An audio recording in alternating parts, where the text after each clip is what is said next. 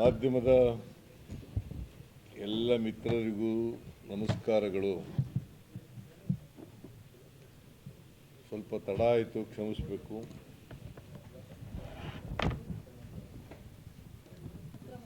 ನಾನು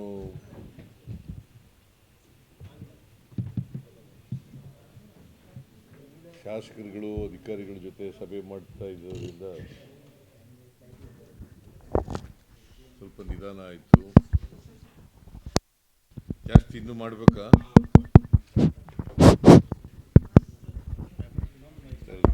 ಇಲ್ಲ, ಇದೆ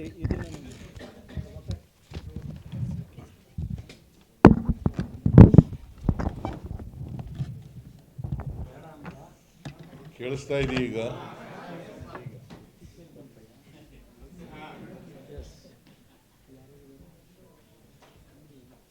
MLAಗಳ ಜೊತೆಯಲ್ಲಿ ಅಧಿಕಾರಿಗಳ ಜೊತೆ ಅತಿವೃಷ್ಟಿ ಬಗ್ಗೆ ಚರ್ಚೆ ಮಾಡ್ತಾ ಇದ್ದರಿಂದ ಸ್ವಲ್ಪ ವಿಳಂಬ ಆಯಿತು. ಹಾಗಾಗಿ ನಿಮ್ಮನ್ನ ಭೇಟಿ ಮಾಡ್ತಕ್ಕಂಥದ್ದು ಕೂಡ ವಿಳಂಬ ಆಗಿದೆ. ನಾನು ಇವತ್ತು ಬೆಳಿಗ್ಗೆ ಕಲಬುರಗಿಗೆ ಬಂದು 4 ಜಿಲ್ಲೆಗಳನ್ನು ವೈಮಾನಿಕ ಸಮೀಕ್ಷೆಯನ್ನು ಮಾಡಿದ್ದೇನೆ. ಕಲಬುರಗಿ, ವಿಜಯಪುರ, ಬೀದರ್ ಮತ್ತು ಯಾದಗಿರಿ 4 ಜಿಲ್ಲೆಗಳು.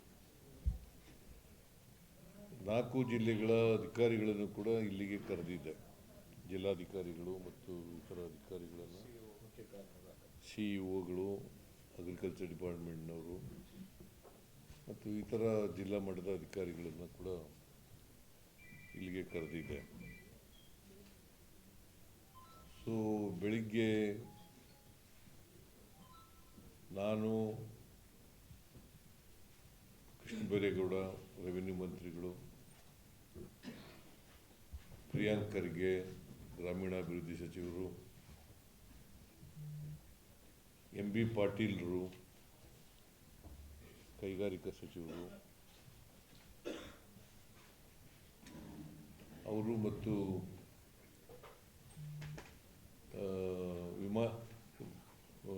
ಹೆಲಿಕಾಪ್ಟರ್ ಅಷ್ಟೇ ಜನ ಹೋಗಕ್ಕೆ ಸಾಧ್ಯ ಆಗೋದು.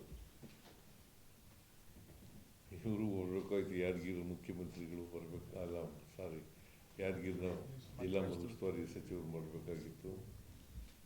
ಆಮೇಲೆ ಶರಣ್ ಪ್ರಕಾಶ್ ಪಾಟೀಲ್ ಬರಬೇಕಾಗಿತ್ತು. ಇವರೆಲ್ಲರೂ ಬರಬೇಕಾಗಿತ್ತು. ಆದರೂ ಜಾಗ ಇಲ್ಲದಿರೋದ್ರಿಂದ, ಸ್ಥಳ ಅವಕಾಶ ಇಲ್ಲದಿರೋದ್ರಿಂದ ನಾವಿಷ್ಟು ಜನ ಹೋಗಿದ್ದು. ಮೊದಲು ಬಿಜಾಪುರ, ಆಮೇಲೆ ಯಾದಗಿರಿ, ಆಮೇಲೆ ಕಲಬುರಗಿ ಭಾಗ, ಈ ಭಾಗನ ವೀಕ್ಷಣೆ ಮಾಡೋದು.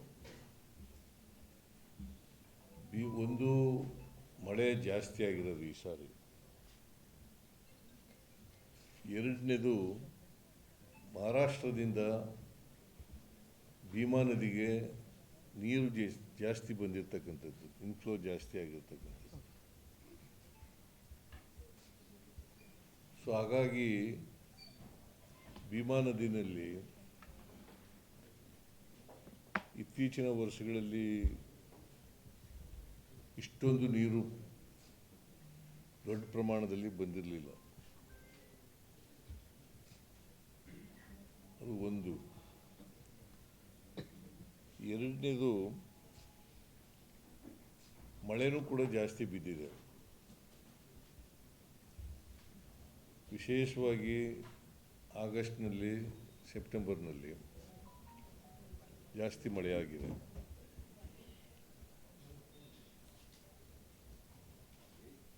ಬೀದರ್ನಲ್ಲಿ ಆಗಸ್ಟ್ ಸೆಪ್ಟೆಂಬರ್ನಲ್ಲಿ ಭಾಳ ಜಾಸ್ತಿ ಮಳೆಯಾಗಿದೆ.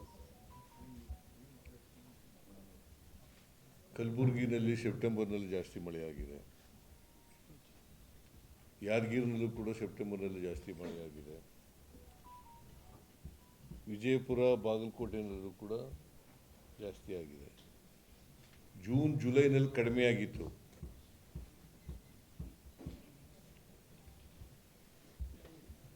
ಆದರೆ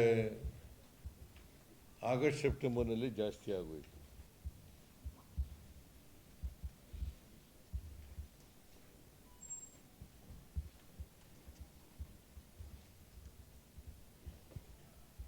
ಸೊ ಹಂಗಾಗಿ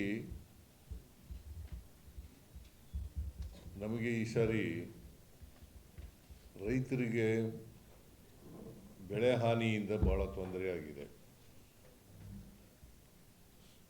ನಾನು ವೈಮಾನಿಕ ಸಮೀಕ್ಷೆ ಮಾಡಿದಾಗ ಅನೇಕ ಜಮೀನುಗಳು ಕೆರೆಗಳಂತಾಗಿದ್ದಾವೆ.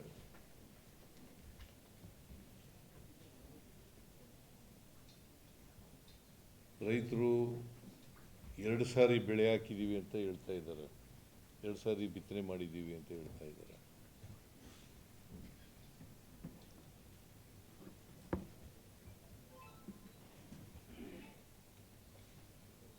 ಸೊ ಇಲ್ಲಿವರೆಗೆ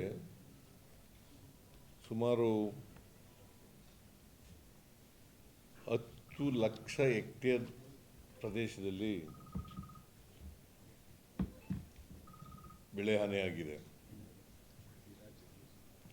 ರಾಜ್ಯದಲ್ಲಿ 10 ಲಕ್ಷ ಹೆಕ್ಟೇರ್, ಸುಮಾರು ಇನ್ನೂ ಜಾಸ್ತಿ ಆಗ್ಬೋದು. ಯಾಕಂದರೆ ಎಂಟೈರ್ ಸ್ಟೇಟ್ನಲ್ಲಿ 10 ಲಕ್ಷ ಹೆಕ್ಟೇರ್ಗಿನ್ನ ಜಾಸ್ತಿ ಬೆಳೆ ಹಾನಿಯಾಗಿದೆ. ಇದು ಇನ್ನೂ ಕೂಡ ಜಾಯಿಂಟ್ ಸರ್ವೆ ಮುಗಿದಿಲ್ಲ. ಪ್ರಾಥಮಿಕ ವರದಿ ಪ್ರಕಾರ ಸುಮಾರು 10 ಲಕ್ಷಕ್ಕೂ ಹೆಚ್ಚು ಬೆಳೆ ನಷ್ಟ ಆಗಿದೆ. ಸುಮಾರು 10 ಲಕ್ಷ ಹೆಕ್ಟೇರ್ನಲ್ಲಿ 5 ಲಕ್ಷ ಹೆಕ್ಟೇರ್ನಷ್ಟು ಸರ್ವೆ ಆಗಿದೆ, ಈಗ ಜಂಟಿ ಸರ್ವೆ ಆಗಿದೆ. ಇನ್ನು ಮೋರ್ ದೆನ್ 50% ಸರ್ವೆ ಆಗಬೇಕು. ಯಾಕೆ ಸರ್ವೆ ಮಾಡೋಕ್ಕಾಗ್ತಾ ಇಲ್ಲ ಅಂತಂದರೆ ನೀರು ನಿಂತುಬಿಟ್ಟಿದೆ ಜಮೀನುಗಳಲ್ಲಿ, ಅದರಿಂದ ಸರ್ವೆ ಮಾಡೋಕ್ಕಾಗಲ್ಲ. ಅದಕ್ಕೋಸ್ಕರ ಮಳೆ ಕಡಿಮೆ ಆಗ್ತಿದ್ದಾಗಲೇ ಸರ್ವೆ ಕೆಲಸ ಮುಗಿಸಿ ರೈತರಿಗೆ ಕೂಡಲೇ ಪರಿಹಾರ ಕೊಡ್ತಕ್ಕಂಥ ಕೆಲಸವನ್ನು ಪ್ರಾರಂಭ ಮಾಡ್ತೀವಿ. ಈಗ NDRF ನಾರ್ಮ್ಸ್ ಪ್ರಕಾರ ಪರಿಹಾರ ಕೊಡ್ತಕ್ಕಂಥದ್ದು ಮಾಡ್ತಕ್ಕಂಥ ಕೆಲಸ ಮಾಡ್ತೀವಿ. ಸುಮಾರು 8 ಜಿಲ್ಲೆಗಳಲ್ಲಿ ವಿಜಯಪುರ, ಬಾಗಲಕೋಟೆ, ಕಲಬುರಗಿ, ಯಾದಗಿರಿ, ಬೆಳಗಾವಿ, ರಾಯಚೂರು, ಗದಗ ಮತ್ತು ಬೀದರ್ 8 ಜಿಲ್ಲೆಗಳಲ್ಲೇ ಸುಮಾರು 9 ಲಕ್ಷಕ್ಕೂ ಹೆಚ್ಚು ಜಮೀನುಗಳಲ್ಲಿ, 9 ಲಕ್ಷ ಹೆಕ್ಟೇರ್ಗೂ ಹೆಚ್ಚು ಜಮೀನುಗಳಲ್ಲಿ 9 ಲಕ್ಷಕ್ಕೂ ಹೆಚ್ಚು ಜಮೀನುಗಳಲ್ಲಿ ಬೆಳೆ ಹಾನಿಯಾಗಿದೆ. ಅಂದರೆ ಸುಮಾರು 95% ಈ ಜಿಲ್ಲೆಗಳಲ್ಲೇ ಆಗಿದೆ. ಅಂದರೆ ಉತ್ತರ ಕರ್ನಾಟಕದ ಜಿಲ್ಲೆಗಳಿದ್ದಾವಲ್ಲ, 8 ಜಿಲ್ಲೆಗಳು ನಾನು ಹೇಳಿದೆ ಈಗಾಗಲೇ. ನೀವು ಇನ್ನೊಂದು ಸಾರಿ ಓದ್ತೀನಿ, ಬರ್ಕೊಳ್ಳಿ ಬೇಕಾದ್ರೆ. ವಿಜಯಪುರ, ಬಾಗಲಕೋಟೆ, ಕಲಬುರಗಿ, ಯಾದಗಿರಿ, ಬೀದರ್, ರಾಯಚೂರು, ಗದಗ,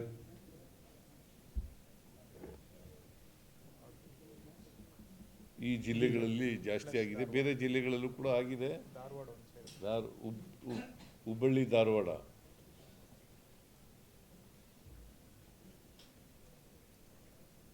ಒಟ್ಟಾರೆ ಆಗಿರ್ತಕ್ಕಂಥ ಮಳೆ ಜೂನಿಂದ ಇಲ್ಲಿವರೆಗೆ 4% ಮಾತ್ರ ಹೆಚ್ಚಾಗಿರೋದು.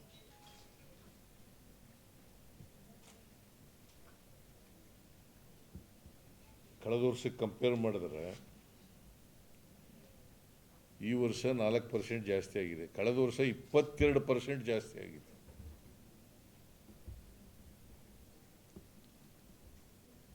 ಕಳೆದ ವರ್ಷ 22% ಜಾಸ್ತಿ ಆಗಿತ್ತು.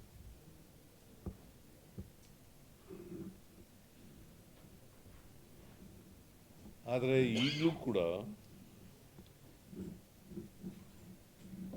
ಕೆಲವು ಜಿಲ್ಲೆಗಳಲ್ಲಿ ನಾರ್ಮಲ್ ವಾಡಿಕೆ ಮಳೆಗಿಂತ ಕಡಿಮೆ ಆಗಿದೆ.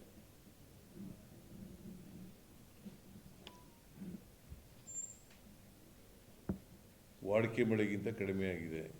ಈಗ ಚಾಮರಾಜನಗರದಲ್ಲಿ, ಮಂಡ್ಯದಲ್ಲಿ, ಮೈಸೂರಿನಲ್ಲಿ, ಹಾವೇರಿನಲ್ಲಿ, ಬೆಂಗಳೂರು ಸಿಟಿನಲ್ಲಿ, ಕೋಲಾರ, ಚಿಕ್ಕಬಳ್ಳಾಪುರ, ರಾಮನಗರ, ಇಲ್ಲೆಲ್ಲ ಇನ್ನೂ ವಾಡಿಕೆ ಮಳೆಗಿಂತ ಕಡಿಮೆ ಬಿದ್ದಿದೆ. ಅಂದರೆ ಜೂನ್ ತಿಂಗಳಿಂದ ನಿನ್ನೆವರೆಗೂ 29 ಸೆಪ್ಟೆಂಬರ್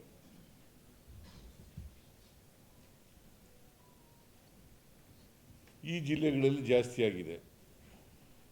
ಈಗ ವಿಜಯಪುರದಲ್ಲಿ 58% ಜಾಸ್ತಿ ಬಿದ್ದಿದೆ ಮಳೆ. ಬಾಗಲಕೋಟೆಯಲ್ಲಿ 37% ಜಾಸ್ತಿ ಬಿದ್ದಿದೆ.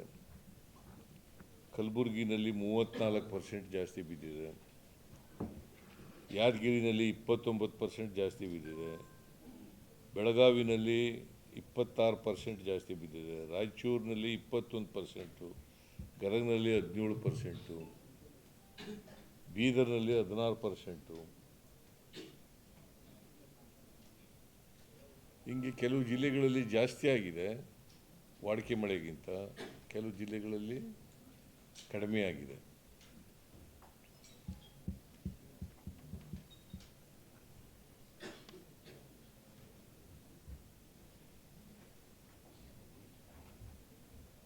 ಬೆಳೆ ಹಾನಿ ಆಗಿರ್ತಕ್ಕಂಥ ಪ್ರದೇಶ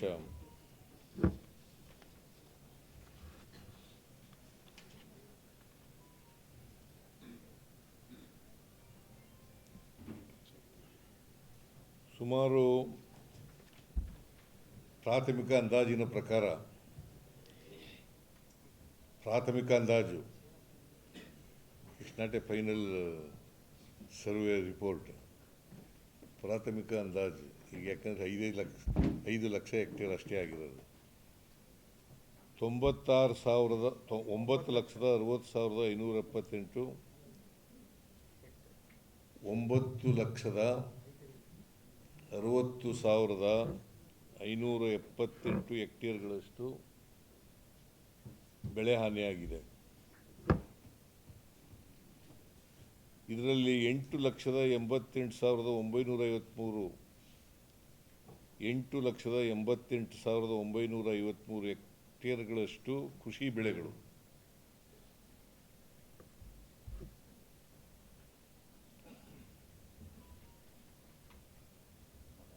ಮತ್ತು 71,624 ಹೆಕ್ಟೇರ್ಗಳಷ್ಟು ತೋಟಗಾರಿಕೆ ಬೆಳೆಗಳು. ಇದು ಪ್ರಾಥಮಿಕ ಅಂದಾಜು.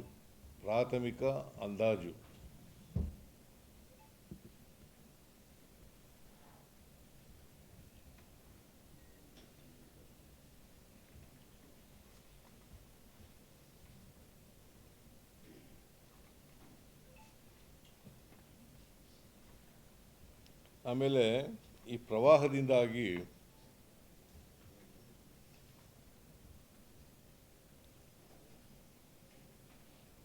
ಕಲಬುರಗಿ, ವಿಜಯಪುರ ಮತ್ತು ಯಾದಗಿರಿ ಜಿಲ್ಲೆಗಳಲ್ಲಿ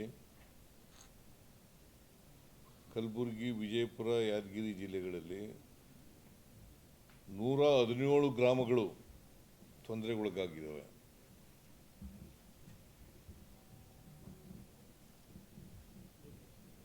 ಒಟ್ಟಾರೆ ಈ ಜಿಲ್ಲೆಗಳಲ್ಲಿ 80 ಕೇಂದ್ರಗಳಲ್ಲಿ ಕಾಳಜಿ ಕೇಂದ್ರಗಳನ್ನು ತೆರೆಯಲಾಗಿದೆ. ಕಲಬುರಗಿಲಿ 56, ವಿಜಯಪುರದಲ್ಲಿ 17, 17, ಯಾದಗಿರಿನಲ್ಲಿ 7. ಈ ಕೇಂದ್ರಗಳಲ್ಲಿ ಸುಮಾರು 10,000ಕ್ಕೂ ಹೆಚ್ಚು ಜನರಿದ್ದಾರೆ.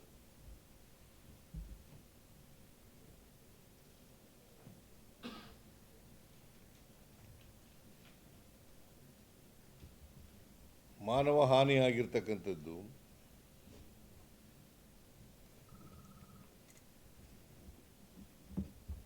52 ಮಂದಿ. ಇಡೀ ರಾಜ್ಯದಲ್ಲಿ ಮುಂಗಾರು ಮಳೆಯಿಂದ ಸಾವನ್ನಪ್ಪಿರ್ತಕ್ಕಂಥ ಜನ 52 ಮಂದಿ.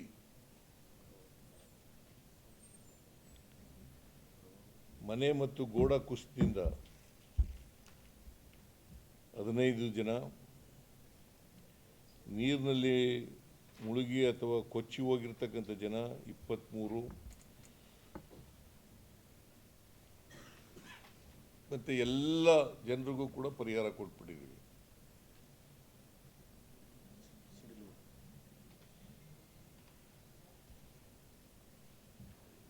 ಜಾನುವಾರುಗಳ ಹಾನಿ 422,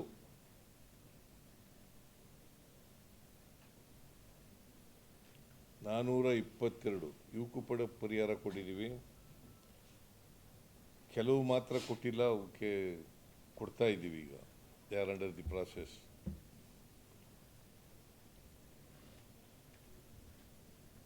ಯಾದಗಿರಿ ಒಂದೇ ಜಿಲ್ಲೆಯಲ್ಲಿ 245 ಜಾನುವಾರುಗಳು ಸತ್ತಿದ್ದಾವೆ. ಕಲಬುರಗಿ ಜಿಲ್ಲೆಯಲ್ಲಿ 27, ಬೀದರ್ ಜಿಲ್ಲೆಯಲ್ಲಿ 38, ವಿಜಯಪುರದಲ್ಲಿ 3.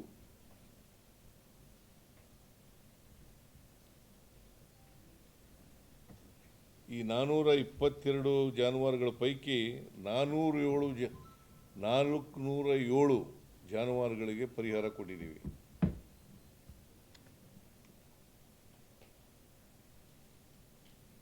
ಆಮೇಲೆ ಮನೆ ಹಾನಿಯಾಗಿರ್ತಕ್ಕಂಥವು 547 ಮನೆಗಳು ಪೂರ್ಣ ಪ್ರಮಾಣದಲ್ಲಿ ಹಾನಿಗೊಳಗಾಗಿವೆ.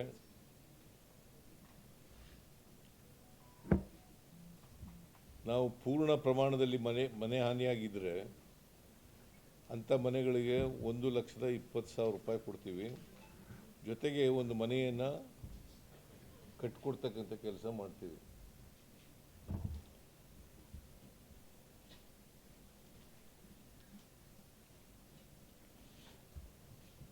ಭಾಗಶಃ ಹಾನಿಯಾದ ಮನೆಗಳು ಸುಮಾರು 75, ಇವುಗಳಿಗೆ ತಲಾ 50,000 ರೂಪಾಯಿ ಕೊಡ್ತೀವಿ.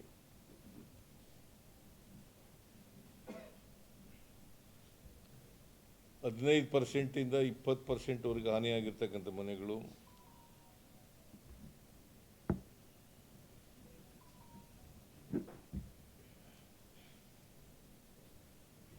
$3,881, ಇವಕ್ಕೆ 6,500 ರೂಪಾಯಿ ಕೊಡ್ತೀವಿ.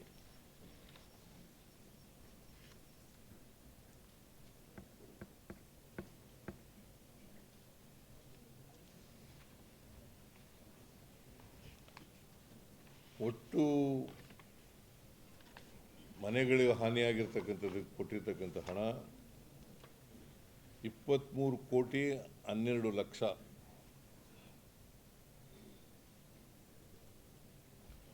ಬಟ್ಟೆ ಮತ್ತು ಗೃಹ ಬಳಕೆ ವಸ್ತುಗಳನ್ನು ಕಳ್ಕೊಂಡಿರ್ತಕ್ಕಂಥವರಿಗೆ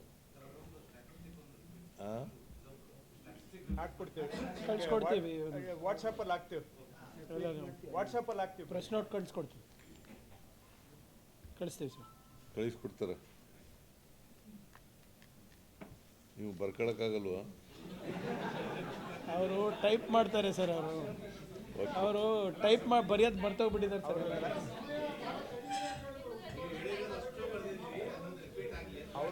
ಎಲ್ಲ ಪ್ರೆಸ್ ನೋಟ್ ಕಳಿಸ್ಕೊಡ್ತೀವಿ ಸರ್. ಆಮೇಲೆ ಇದಕ್ಕೆ ಸುಮಾರು 2.5 ಕೋಟಿ ರೂಪಾಯಿ ಕೊಟ್ಟಿದ್ದೀವಿ.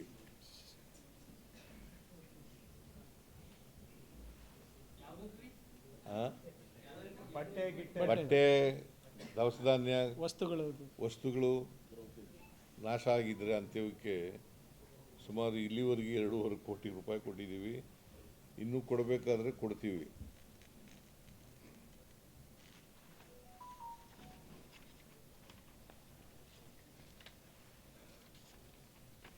ಆಮೇಲೆ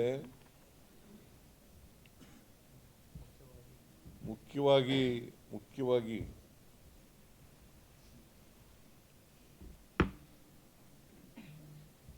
NDRF ಮಾರ್ಗಸೂಚಿ ಪ್ರಕಾರ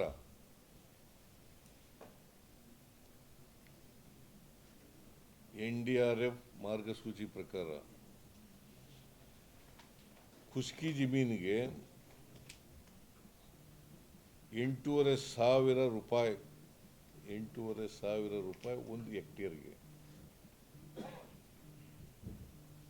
ಒಂದು ಹೆಕ್ಟೇರ್ಗೆ 8,500 ರೂಪಾಯಿ.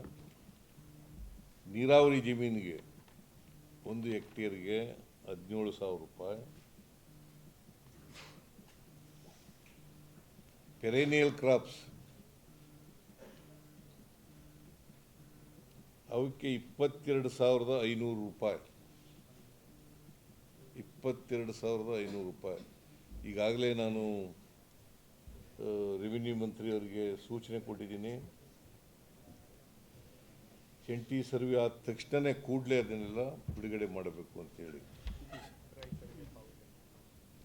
ರೈತರಿಗೆ ಯಾರು ಬೆಳೆ ಹಾನಿಯಾಗಿದೆ ಆ ಎಲ್ಲ ರೈತರಿಗೆ ಕೊಡಬೇಕು ಅಂತ ಹೇಳಿದ್ದೀನಿ.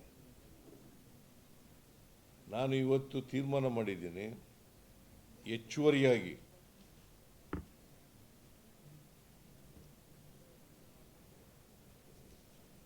ಖುಷ್ಕಿ ಜಮೀನಿಗೆ 8,500 ರೂಪಾಯಿ. ಅದು ಒಟ್ಟು ಎಷ್ಟಾಗ್ತದೆ ಅಂದರೆ 1 ಹೆಕ್ಟೇರ್ಗೆ 17,000 ರೂಪಾಯಿ ಆಗುತ್ತೆ.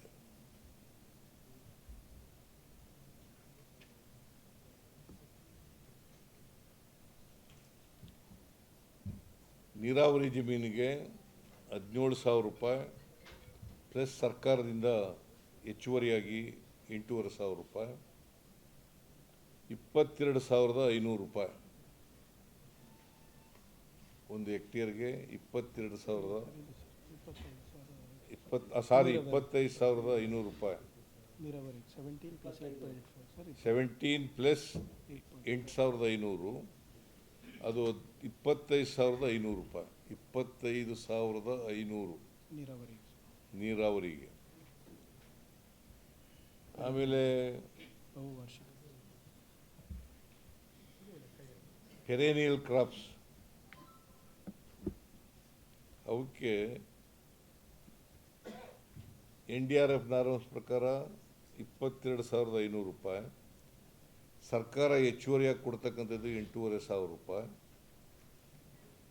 ಒಟ್ಟು 1 ಹೆಕ್ಟೇರ್ಗೆ 31,000 ರೂಪಾಯಿ ರೈತರಿಗೆ ಕೊಡ್ತೀವಿ. 1 ಹೆಕ್ಟೇರ್ಗೆ.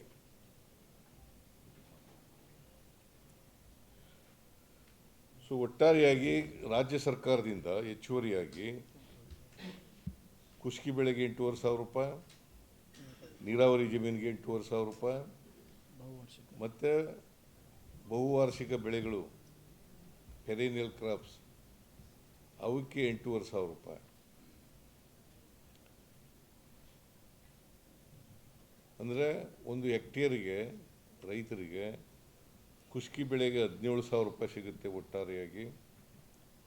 ನೀರಾವರಿ ಜಮೀನಿಗೆ 25,500 ರೂಪಾಯಿ ಸಿಗುತ್ತೆ. ಮತ್ತು ಪೆರೇನಿಯಲ್ ಕ್ರಾಪ್ಸ್ಗೆ 31,000 ರೂಪಾಯಿ ಸಿಗುತ್ತೆ. ಇದನ್ನು ಇವತ್ತು ತೀರ್ಮಾನ ಮಾಡಿ ಘೋಷಣೆ ಮಾಡ್ತಾ ಇದ್ದೀವಿ. ಸರ್ಕಾರ ಇದನ್ನು ಹೆಚ್ಚುವರಿಯಾಗಿ ಕೊಡಬೇಕು ಅಂತೇಳಿ ಇದ್ದೀವಿ. ಇದು ಸುಮಾರು ಎರಡು ಸೇರಿಸಿದ್ರೆ NDRF ನಾರ್ಮ್ಸ್ ಪ್ರಕಾರ ಕೊಡ್ತಕ್ಕಂಥದ್ದು ಮತ್ತು ನಾವು ಹೆಚ್ಚುವರಿಯಾಗಿ ಕೊಡ್ತಕ್ಕಂಥದ್ದು 20,000ಕ್ಕೂ ಹೆಚ್ಚು ಸಾರಿ 2,000ಕ್ಕೂ ಹೆಚ್ಚು ಕೋಟಿ 2,000ಕ್ಕೂ ಹೆಚ್ಚು ಕೋಟಿ 2,000ಕ್ಕೂ ಹೆಚ್ಚು ಕೋಟಿ ರೂಪಾಯಿಗಳನ್ನು ರೈತರಿಗೆ ಕೊಡ್ತಾ ಇದ್ದೀವಿ ಇಡೀ ರಾಜ್ಯದಲ್ಲಿ. ರಾಜ್ಯ ಸರ್ಕಾರದ್ದು ಅಲ್ಲ, 20,000 ಕೋಟಿನೂ ರಾಜ್ಯ ಸರ್ಕಾರದ್ದಲ್ಲ. NDRF ನಾರ್ಮ್ಸ್ ಪ್ರಕಾರ ಪ್ಲಸ್ ಸ್ಟೇಟ್ ಗೌರ್ಮೆಂಟ್ ಹೆಚ್ಚುವರಿಯಾಗಿ ರಾಜ್ಯ ಸರ್ಕಾರ ಕೊಡೋದು. ಹೌದಪ್ಪ, 8,500 ರೂಪಾಯಿ ಕೊಡ್ತೀವಿ. ಎಲ್ಲ ಸೇರಿ 2ರಿಂದ 2,500. ಈಗ 2,000 crores ಅಪ್ರಾಕ್ಸಿಮೇಟ್ಲಿ ಆಗುತ್ತೆ ಸ್ಟೇಟ್ ಗೌರ್ಮೆಂಟ್. ಸುಮಾರು 2,000 ಕೋಟಿ ಆಗ್ಬೋದು, ಅದಕ್ಕಿಂತ ಹೆಚ್ಚು ಆಗ್ಬೋದು. ಮೂಲಭೂತ ಸೌಕರ್ಯ ಆಮೇಲೆ ಈ ಮೂಲಭೂತ ಸೌಕರ್ಯಗಳಿದಾವಲ್ಲ, ಇದೆಲ್ಲ ಅಸೆಸ್ ಮಾಡಿದ ಮೇಲೆ ಸೇತುವೆಗಳು, ಬ್ಯಾರೇಜ್ಗಳು, ರಸ್ತೆಗಳು, ಶಾಲೆಗಳು, ಅಂಗನವಾಡಿಗಳು, ಆಮೇಲೆ